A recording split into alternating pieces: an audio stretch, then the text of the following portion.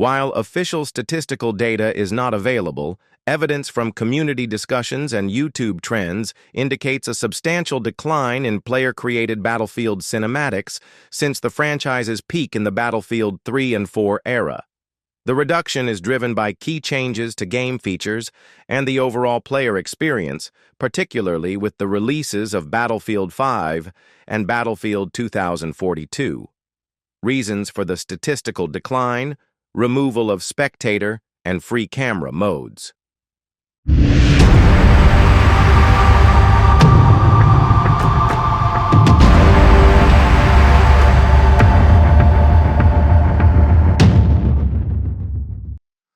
Good morning, good afternoon, and good evening. This is U13 Small Crowd, U13 Studios, and today, this is going to be my last video, second video about Battlefield in general, and how Battlefield isn't Battlefield because one of the main core things about Battlefield were Battlefield Machinimas. And then what I mean by that, excuse me, gotta clear my throat. Battlefield cinematics.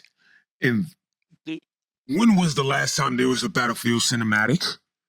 Question mark. Does anybody remember? Does anybody even know? It's been a long time since Battlefield 1. Battlefield 1 was the last entry title that had the ability for all players to create cinematics. Case in point, there were a few individuals and even 1 to 2 groups that I know about that were heavy in Battlefield cinematics / Battlefield machinimas. And machinimas don't exist anymore because machinima was a scam. You can Google machinima. There's a great documentary somebody did on YouTube about machinimas and how scammy they were and why they don't exist. That's why now I say Battlefield cinematics. Because technically, that's what they were.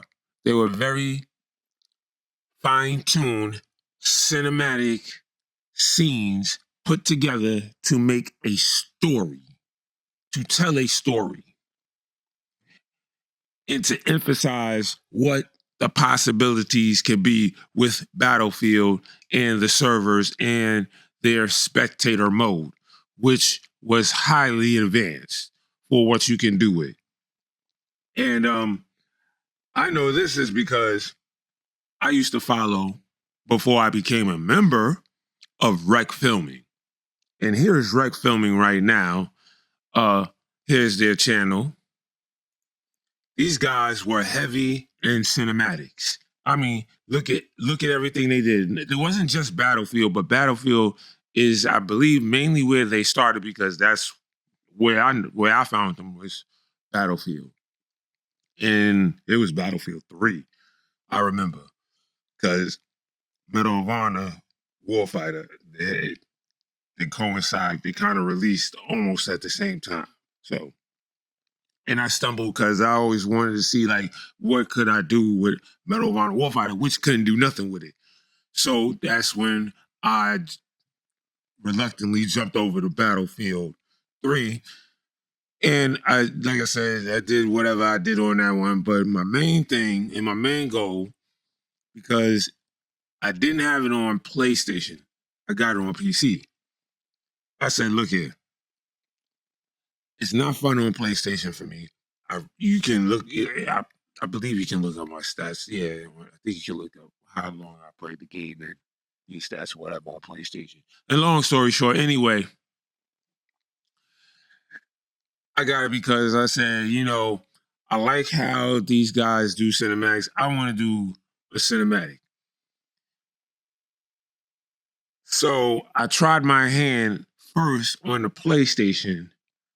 I rented a server and did it there because before I spent the money on the PC version, I want to make sure like I can do it on PlayStation, which actually I did my own rough cinematic on PlayStation. Is really rough. I was surprised that it got the views that it did, but nonetheless, I put it out there and it did all right.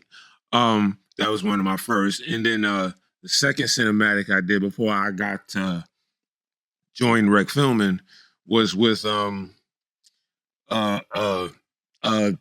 ragtag group of people on PlayStation that wanted to make a film, and they didn't have an editor. So I said, I'll edit it. I've watched enough of Rec Filming, and on top of that, being I said I was going to take that on, editing a whole entire cinematic film, I did a crash course in Adobe, all of Adobe.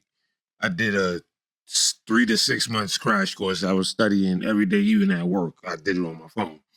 So I'm just letting you know, like, what goes into doing a cinematic. A lot goes into it. It takes editing skills, camera angles, camera movement, camera speed.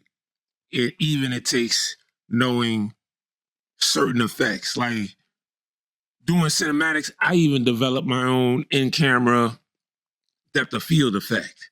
It took me a whole year to do it, but being that I got the chance to edit that particular cinematic, that's how I developed that particular tool effect tool that you can just upload into Adobe and you can automatically use it. So that's what I mean. Like the Battlefield cinematics, they help people generate ideas, create awesome visuals that promoted the game and got the game into people's minds, visuals. So that's partially how people came to know about Battlefield was the cinematics that people did, like Rec Filming. The cinematics were top tier. And usually anybody who had top tier cinematics, there was in some relation to Rec Filming, or Rec Filming was in some relation to them. Like Hatiwati. Hatiwati was the man as far as expanding what you can do with cinematics. This man used Maya tool. Somehow, some way, you find out that you can use that tool in the Battlefield engine, and you can move the characters' body parts independently. Now, granted, it takes a lot of work. It's basically still shots to a degree, and you would have it's a lot of work that go into it. I forgot, but I'm not going to remember because when I was trying to do one of my own cinematics, it was with Battlefield 1, which without, like I said, that was the last one that you can have, server access to where you had spectator mode and you can use the camera and do all types of stuff. You make cinematics. I was going to do a cinematic for that. Lo and behold, just like any other Battlefield title, it was crap on release. And it didn't take about 6 months to a year for them to get it straight. At that point, I said, forget it.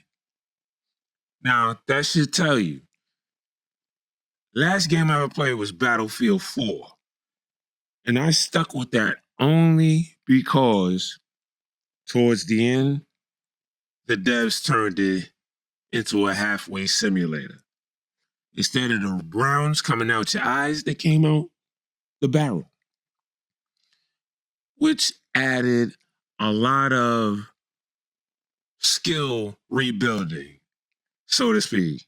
Because, for instance, and I'm a sniper, people who were sniping had to readjust. And they had to come to people like me and others who were on the forum to tell them how to readjust their aim from pointing, the aim, to the target.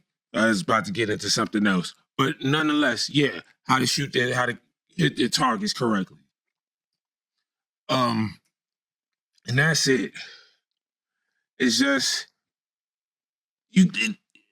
how can you kill a core feature of a game that basically does its own self-promotion via the gamers and their ideas for filming. Like, how do you do that? Like, how do you kill something that would bring you in more profit? That's the question that I got, because that's what got most people to buy Battlefield. If they weren't into Battlefield, the cinematics would get them into Battlefield. Just like the trailers that they release. That was a regular thing with people who wanted to do Battlefield cinematics. That was a regular thing. You would be able to see that on a regular basis. You wouldn't have to wait for a new game to be released to see those type of trailers. No, you can actually see a full-length film, 20 to 30 minutes of just pure action with a storyline that drives it. But hey, like I said, Battlefield isn't Battlefield anymore. It's Call of Duty with a Battlefield skin wrapped around it. And that's all I gotta say. Peace out. Smile, cry out.